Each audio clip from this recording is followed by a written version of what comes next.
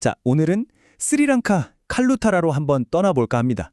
바로 오늘 우리가 함께 파헤쳐볼 아주 놀라운 이야기의 배경이 되는 곳인데요. 한번 상상해보세요. 스리랑카에서 가장 붐비는 도로 중 하나거든요.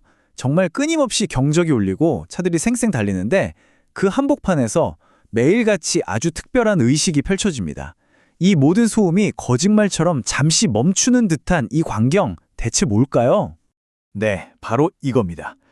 수천 명의 운전자들이 왜 하필 이 나무 한 그루 앞에서 잠시 여정을 멈추고 경의를 표하는 걸까요? 그냥 평범해 보이는 나무 같은데? 과연 어떤 대단한 비밀이 숨겨져 있는 걸까요? 오늘 그 미스터리를 한번 풀어보겠습니다. 좋습니다. 그럼 먼저 이 길가의 의식, 이게 대체 뭔지부터 한번 자세히 들여다보죠.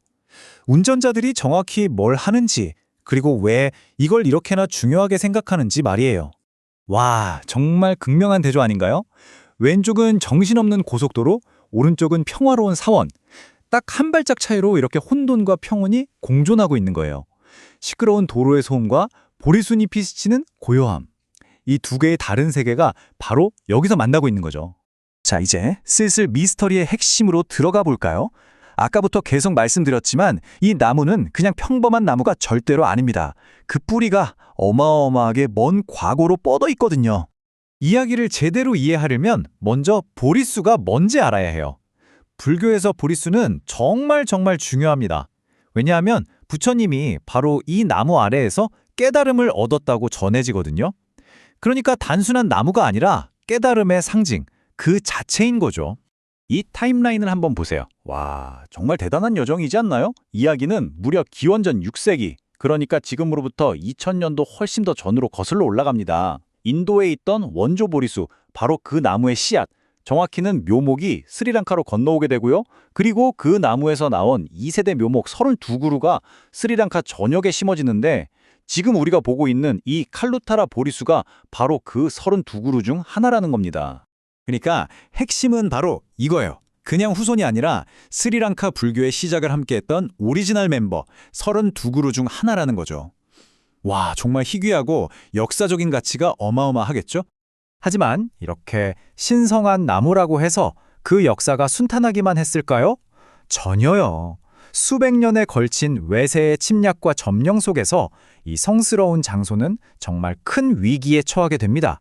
이것 좀 보세요. 원래는 강가틸레케 비하라라는 아주 존경받는 사원이었던 곳이 식민 지배를 거치면서 완전히 파괴되고 군사 요새로 바뀌어버렸어요.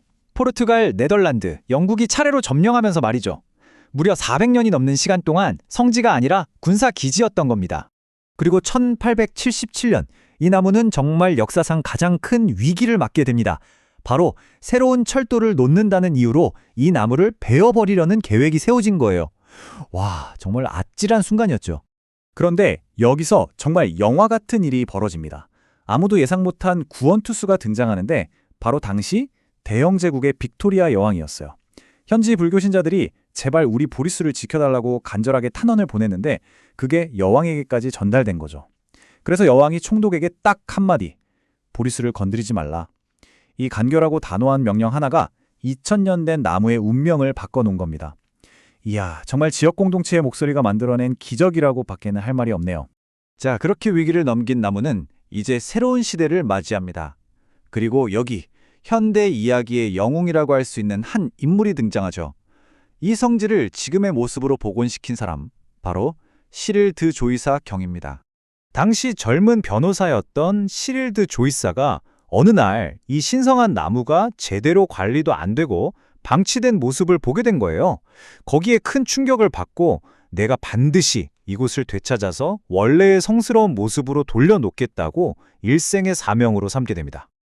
그리고 그는 정말 대단한 추진력으로 일을 진행시킵니다. 먼저 1948년에 스리랑카가 독립하자마자 새 정부를 설득해서 성지에 있던 정부 청사를 옮기게 만들고요. 그렇게 400년 만에 땅을 되찾은 다음에는 이 장소를 영구적으로 보호하기 위해 칼루타라 도리수 신탁이라는 재단까지 설립합니다. 그리고 거기서 멈추지 않고 아주 야심찬 계획으로 새로운 기념물을 짓기 시작하죠. 정말 그의 끈기와 비전이 없었다면 불가능했을 거예요. 그가 남긴 마지막 말을 보면 그의 인생이 어땠는지 알 수 있습니다. 나의 기쁨, 나의 위안, 나의 힘은 부처님의 가르침이다.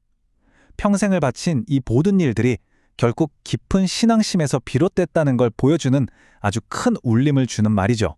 자, 이제 이 긴 이야기의 마지막 퍼즐 조각을 맞출 시간입니다. 어쩌면 가장 놀랍고 경이로운 부분일 수도 있겠네요. 바로 지금 이 자리에 서 있는 아주 특별한 건축물에 대한 이야기입니다. 시릴드 조이스 경의 비전이 최종적으로 만들어낸 결과물이 바로 이겁니다. 칼루타라 차이티아. 이게 뭐냐면요. 세계 최초로 속이 완전히 텅 빈 수투파예요. 보통 불교의 탑, 즉 수투파는 안이 꽉 차 있어서 밖에서 탑돌이를 하잖아요. 그런데 이건 세계 최초로 그 안으로 들어갈 수 있게 만든 거죠. 정말 현대 건축의 기적이라고 할 수 있습니다. 이걸 어떻게 만들었는지 보면 더 놀랍습니다. 당시 스리랑카에 딱 한 대밖에 없었던 컴퓨터를 동원해서 복잡한 계산을 해냈다고 해요. 그렇게 해서 지름이 30m가 넘는 이 거대한 돔을 만들었는데 놀라지 마세요. 이 돔의 두께가 겨우 14cm, 5.5인치밖에 안 돼요. 와, 정말 대단한 기술력이죠? 그리고 이 텅 빈 스투판 안으로 들어가면 그 내부 벽 전체가 74개의 아름다운 벽화로 가득 채워져 있습니다. 부처의 일생을 담은 그림들이죠. 그러니까 방문객들은 이 독특한 공간 안에 걸으면서 자연스럽게 부처의 삶을 따라가는 아주 특별한 경험을 하게 되는 겁니다. 자, 한번 생각해보죠. 2300년 된 나무, 그리고 그 나무를 지키기 위해 세워진 20세기의 건축물. 이 둘의 만남이 오늘날 우리에게 던지는 메시지는 뭘까요? 이건 단순히 한 나무와 사원에 대한 이야기를 넘어서는 것 같아요. 온갖 역경을 이겨낸 회복력, 불가능해 보이는 일을 가능하게 만든 신념, 그리고 결국 세상을 바꾸는 공동체의 힘에 대해서 다시 한번 생각하게 만들지 않나요?